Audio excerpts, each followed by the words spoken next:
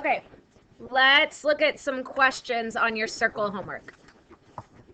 What questions would you like me to work? Nadir? So, number 13, why is R over 20? Okay, so let's look at number 13.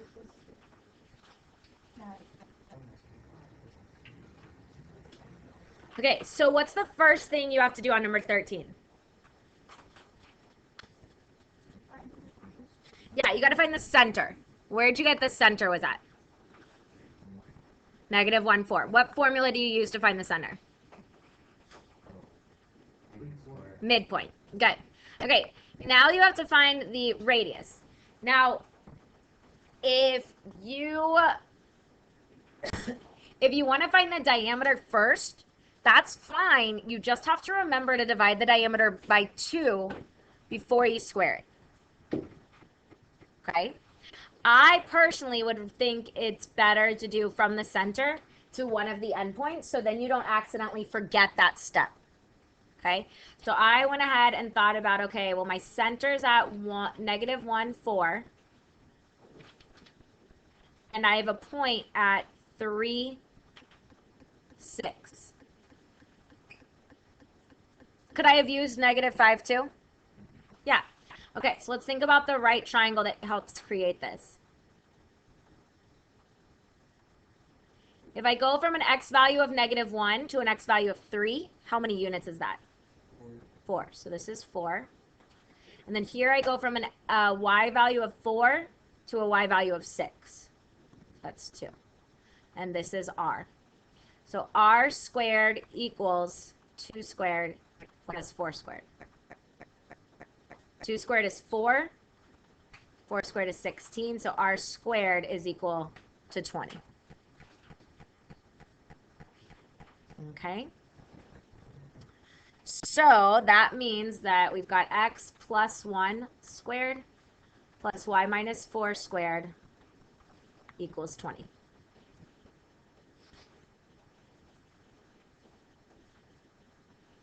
Okay? All right. I heard a lot of people say 7. Would you like to do that one next? Yeah. Okay. Okay. My recommendation for 7 is that even though 16 does not go evenly into everything, I would still divide by 16. Okay? Because in order to complete the square, you've got to have a 1 in front of x squared and y squared. So I'm going to start by dividing everything by 16. So that's going to give me 8x squared plus y squared plus 1/2 x minus y equals 27 over 16.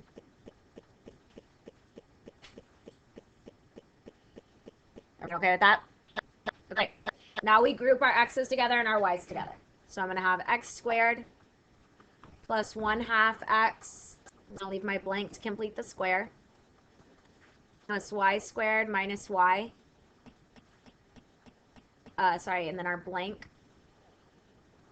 equals 27 over 16 and 2 blanks. Okay, let's complete the square. What's our b value for our x's? 1/2. So I take 1/2 and I half it.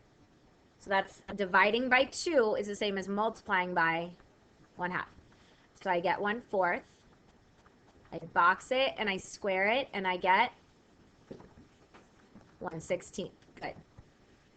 I write it and then I counteract it. Everyone okay with that? Okay, let's do the y's. What's my b value in the y's? Okay, it's -1. I half it. -1 divided by 2 is just -1/2. Box it, square it, and I get 1/4. Write it, and counteract it.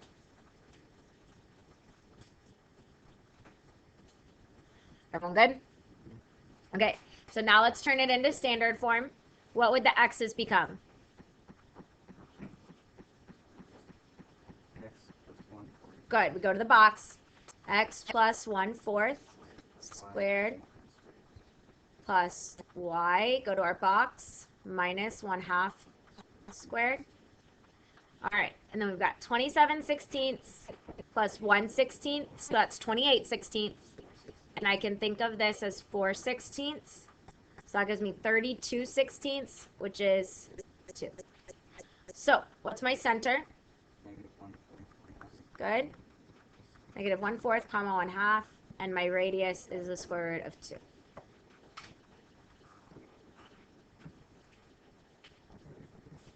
Everyone okay? Yeah. All right. Okay, I'm going to give you a couple things now.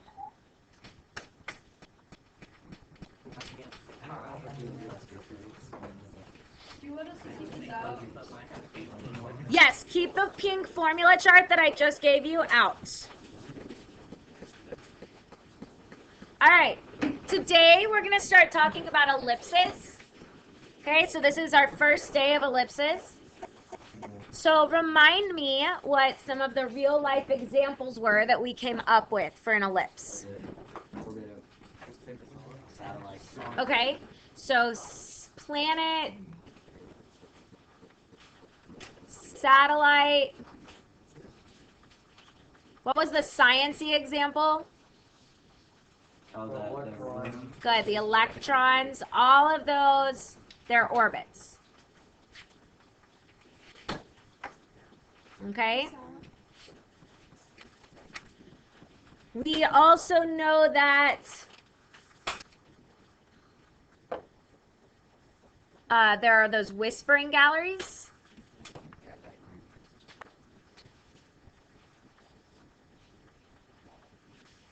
Okay, and what was the medical procedure that used ellipses? For kidney stones, it's called lithotripsy. We have to know these. Yes. Yes. Yes. Like list 2 examples. Okay, how was an ellipse created when you intersect a plane and a cone? Angle. Good, at an angle that does not go through the base. At an angle to the axis, but not through the base. And not parallel to the base, right? Because what's if it's parallel to the base? A circle. So intersects the cone at an angle, or the plane intersects cone at an angle.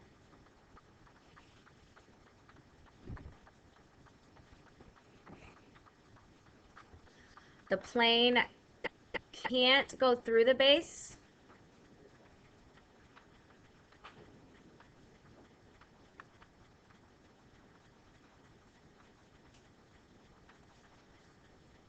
Or be parallel to the base. Wait, not it doesn't go through base. And is not.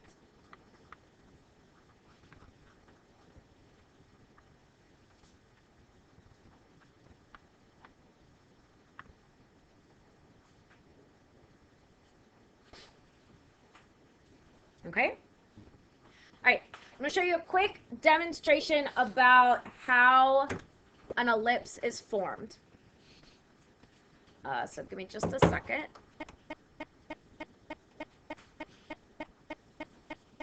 Okay, so based on our demonstration, what we've realized is that the sum of that distances has to be constant.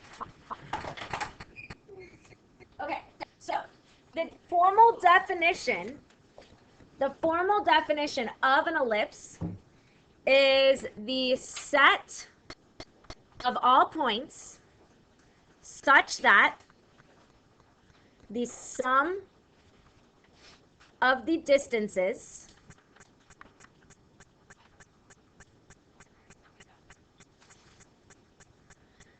to 2 fixed points. What are those fixed points called? Focus points.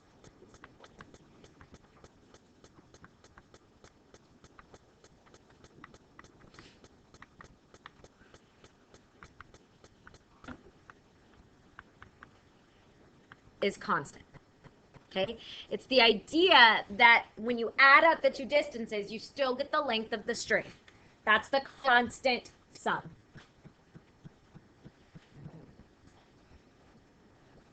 Okay. Look on your formula chart, your pink formula chart, and find the ellipse section. All right, we're going to look at it for a minute, and then we're going to apply it, because it makes a lot more sense if we apply it. Okay? So, on your formula chart, you see that we're going to study two different types of ellipses. Okay?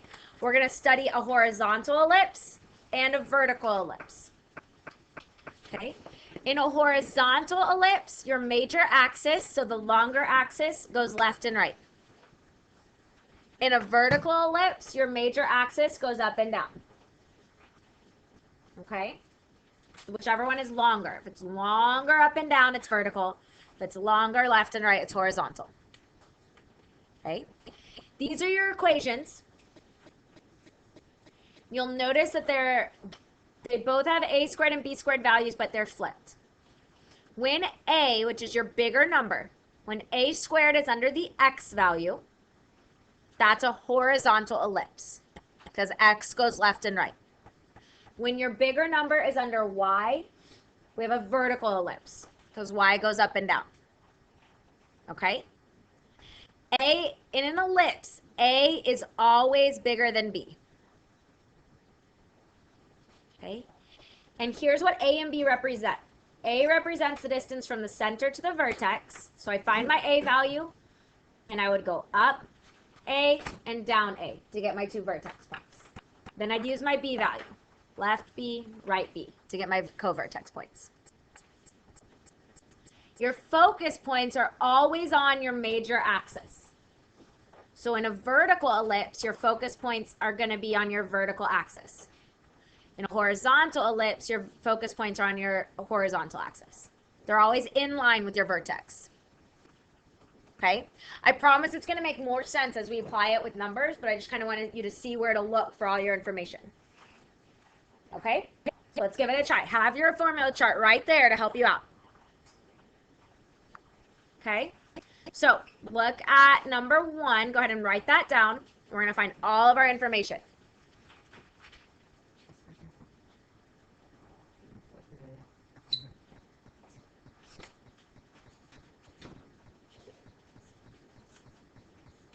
So we have x minus 5 squared over 25 plus y plus 3 squared over 36 equals 1.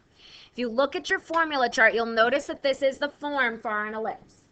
We have an x fraction plus a y fraction, and we've got it set equal to 1. We're okay with that? All right, so we're just going to kind of work through this bit by bit. Let's talk about the center. We find the center the same way we did as in the circle.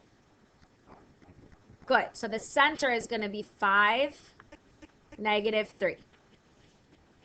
Everyone okay with that? Yeah. Okay. We need to decide now if this ellipse is horizontal or vertical. What do you think? A is bigger than B, so it's vertical. Okay. So the bigger number is under what? Y. When the bigger number is under the y fraction, it's a vertical ellipse. So what that tells me is that 36 is a squared, because a is the bigger one. So a is equal to what? 6. 6. And b is equal to what? 5. Questions on where that came from? Yeah. Which one? A or b? Both. Both. Okay, look at your equation on your formula chart. Notice that into your fractions, it's x minus h squared over b squared. So to, Right here? mm-hmm, The vertical major axis? mm-hmm. Okay. So b squared is 25, which means b is 5. So you don't even have to look at what's above it? No, I used the top of the fraction to tell me that this was vertical. Because my 36, my bigger number, was under y. So the bigger number's under y, that means it's vertical, which means this is a squared, so that a is 6. Okay, and then this was b squared, so b is 5.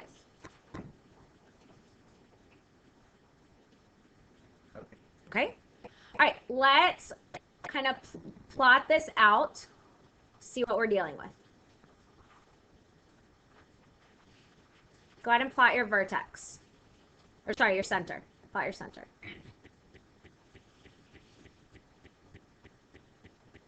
Okay, this is a vertical ellipse. So my vertices have to go up and down because vertical has vertexes that are vertical. Okay, so I'm going to go up and down. How many? 6. I'm going to go up and down 6. Because what does your formula chart tell you that A is? Distance between the center and the vertex. So from the center, I'm going to go up 6 units. 1, 2, 3, 4, 5, 6. That's one vertex. I'm going to go down 6 units. That's my other vertex. So what are the ordered pairs of my vertices?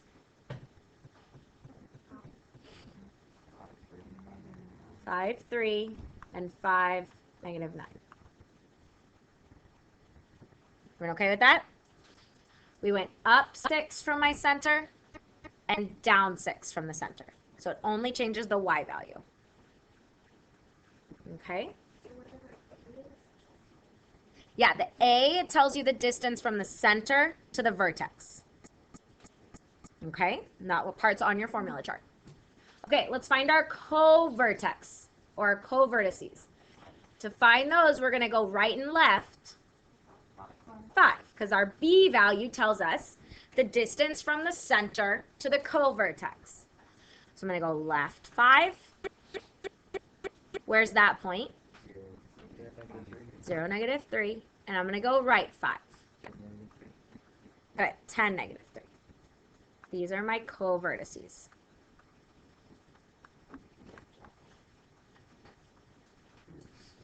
Everyone okay? Okay. This is our ellipse. Connect your vertices and your co-vertices to draw your ellipse.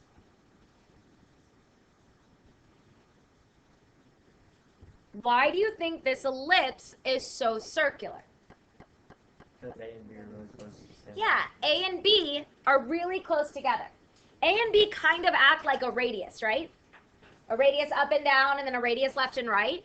So they're really similar, so we get a more circular object.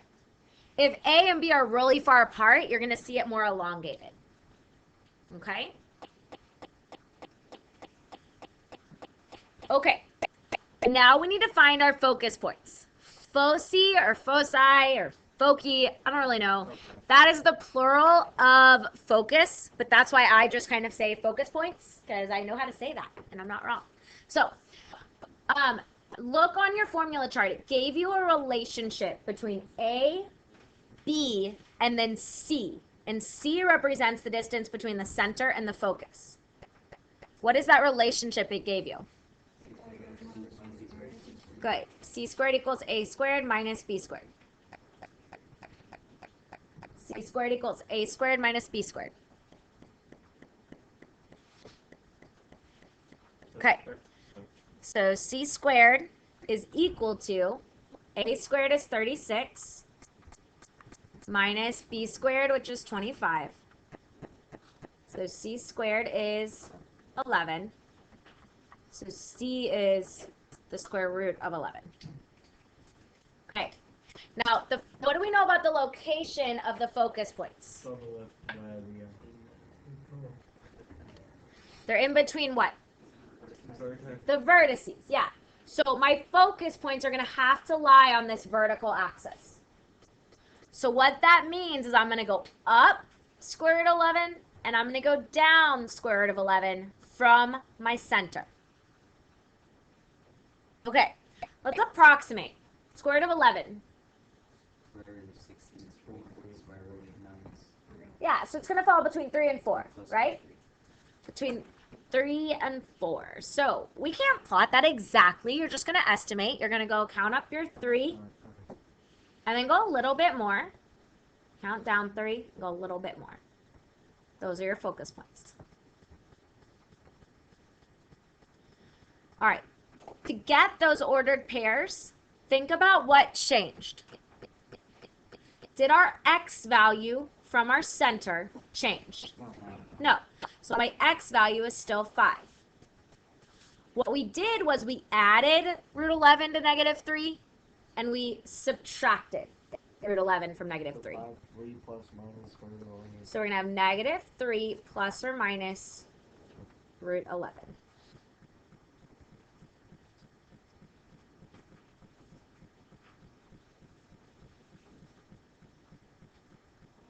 All right.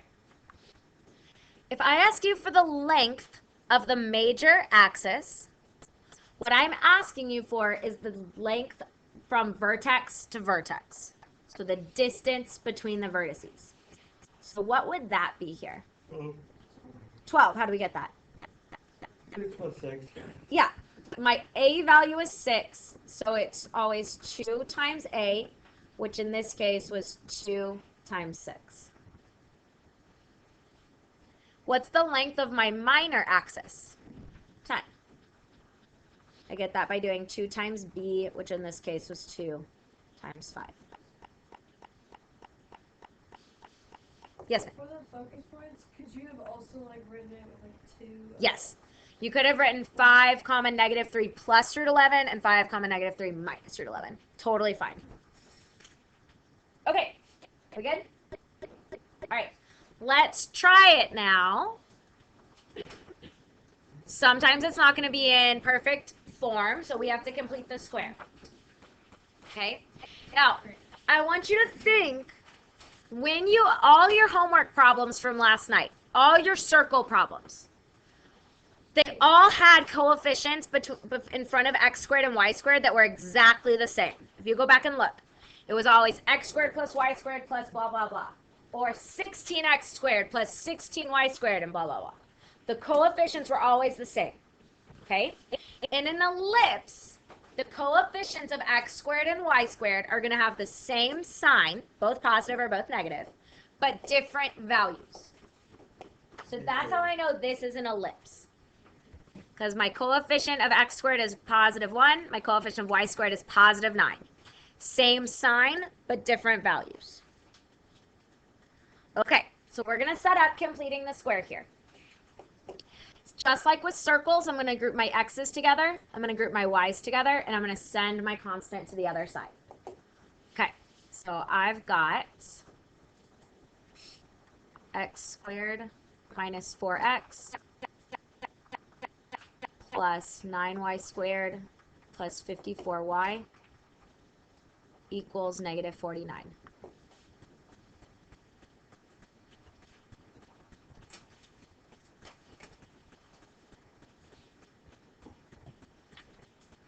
Okay, now let's set up our completing the square. I like to put in my little blanks. It helps me get a plan. So this is going to be x squared minus 4x, and my blank. Okay, we have to think about something on the y's. Notice that your coefficient of y squared is not 1. You're only allowed to use completing the square when your coefficient of your square term is 1. So just like when we did it for vertex form, we had to pull out the a value. Here we have to pull out the coefficient of y squared. So I'm going to put plus 9 on the outside, and I'm going to have y squared plus 54y, and then my blank on the inside. You mean plus 6y? Oh, sorry, plus 6y. Thank you.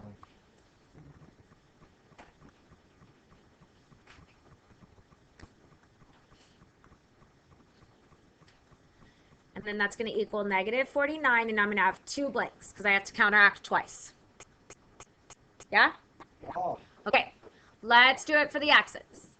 What is our b value for x's? All right, so negative 4. Half it, and I get negative 2.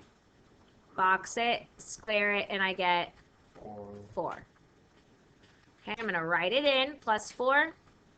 I'm going to counteract it over here with a plus 4. Okay? Now let's do the y's. What's my b value? 6. Good. So I half it, and I get 3. Box it, square it, I get 9. So I'm going to add in my 9. To counteract, what do I have to remember? That one's already. Yeah, it's being multiplied times 9. Okay? So I'm going to add 81 over here. Everyone okay with that step? Okay. So let's go ahead and rewrite this. What is this going to turn into? Go ahead. X minus 2 squared plus, don't forget about your 9. So 9 times y plus 3 squared is equal to 4 plus 81 is 85. I'm going to subtract 49, and what do I get? 36. Okay, I'm almost done. Look at your equations on your formula chart. What are they all equal to? 1. So we have to get this set equal to 1. So we're going to divide everything by 36. So I'm going to get x minus 2 squared over 36. How would this reduce? Sorry. Fourth. Good. 9 goes into 9 once. 9 goes into 36 4 times. So I'm going to write y plus 3 squared over 4 is equal to 36. Sorry, equal to 1. I did that last time too. That is the standard form of our ellipse. I know it seems really tedious now, but that was the first one we did. It gets a lot quicker as you remember the completing the square. Okay? All right, let's find out all our information about this ellipse. This is the same thing, just rewritten, so you're just continuing on your problem. Okay? Is this a horizontal or a vertical ellipse? Horizontal. How do we know? Because the bigger number is under the first. Okay, bigger numbers under x. I could rearrange them because they're both positive. So make sure you don't think about the order, think about which one it's under. The bigger number is under the x value. Does that make sense? Yes. Okay. What's our center? 2, Good. 2, -3. All right. Let's plug this.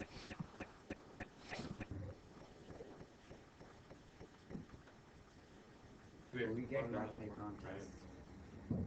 Sorry. Go.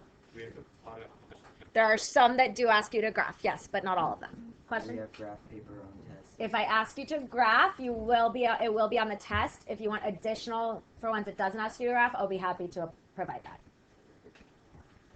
Okay, so I'm going to plot my center to -3. Okay, what's my A value? 6. All right, am I going to go up and down 6 to get my vertex, or am I going to go left and right 6? Right. Left and right because this is horizontal. Yeah. So I'm going to go left and right from the center. So does that change my x values or my y values? Well, X values. Yeah, my x values. So going left is essentially like subtracting 6 from 2, right? So that means I would have a vertex at -4, -3. You can definitely still count it out, but you can also do it that way. So there's a vertex. Where's my other vertex? 8, -3.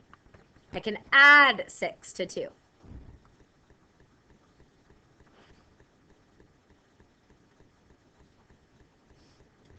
Okay with that?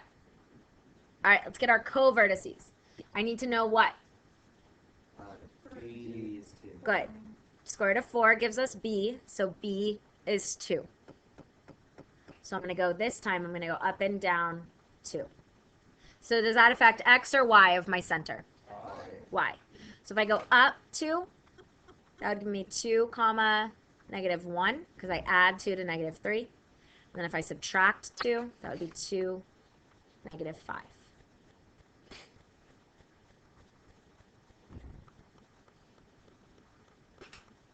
Okay, at this point, draw in your ellipse.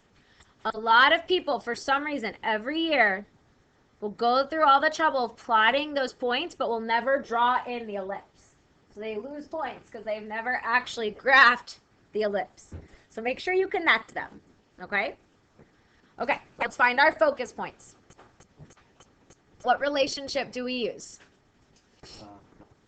C squared equals A squared minus B squared.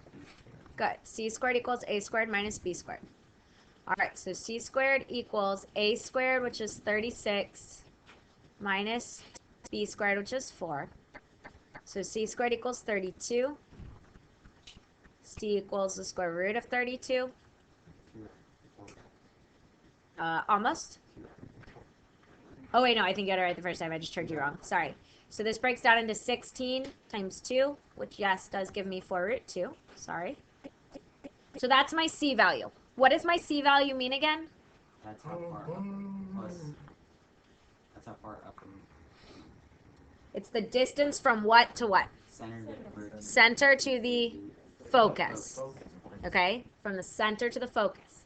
Now remember that your focus points have to be on the same axis as your vertices. Okay? So we're going to go left and right, 4 root 2. All right, well, to plot it on my graph, I'm going to use square root of 32 because it's easier for me to approximate. So square root of 32 is between what two values? 65. Yeah, square root of 25 and square root of 36, which would give me between 5 and 6. So I'm going to count 5 over and a little bit more in each direction.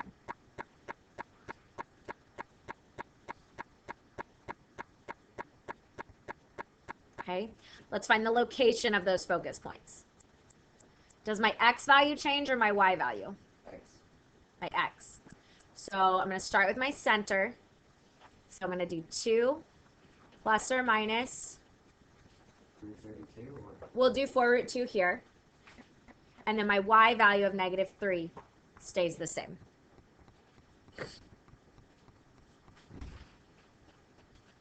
Your focus points must always be on the inside of your ellipse. If you accidentally calculate something that takes it to the outside, try again. All right, what's the length of the major axis? 12, good. What's the length of the minor axis? 4.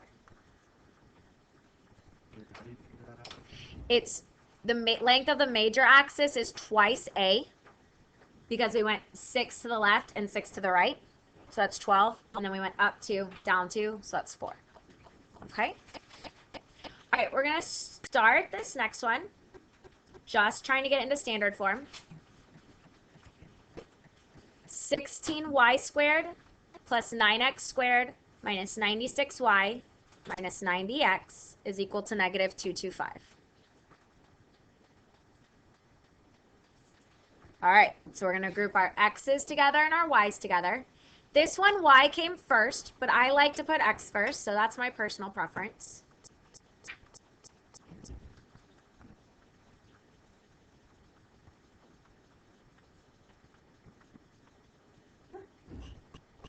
Okay, to set up completing the square, what do I have to pull out of the x's? 9, the coefficient of the x squared. So I'm going to have 9 times x squared minus 10x. And then what do I have to pull out here? 16. 16. I'll go ahead and tell you that 16 times 6.